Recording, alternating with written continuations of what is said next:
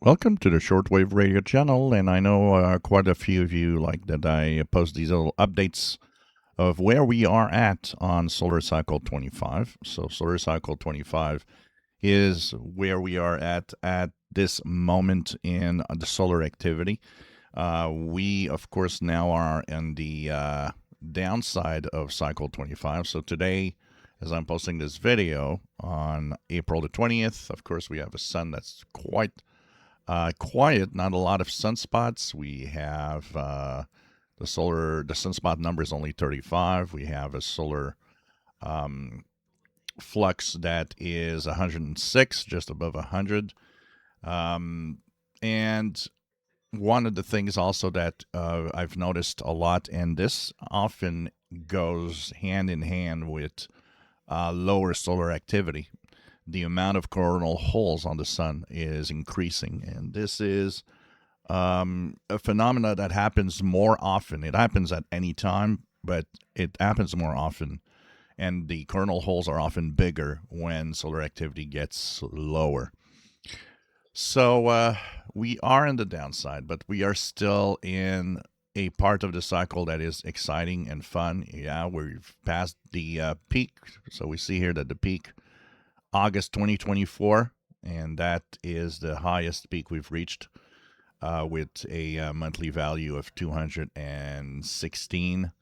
And so this is higher than Solar Cycle 24. So we do have a bigger cycle this year, this time around. And some are saying that maybe the next one will be even bigger, but yeah, we're kind of far away from that. We'll just stay where we are now. I don't even want to think what's going to be the next solar cycle. For purposes of understanding that I'll also be older. So we are, as of April 2026, March and April, at a level that is still decent. And, in there's going to be still some days that are going to be even higher. It's a, up and down thing. As you see here, the peaks are up and down. There's some moments where it was very low, but it peaked back up again and so on. So, we're going to have some good propagation still coming up. But definitely we're in the downward spiral of the cycle.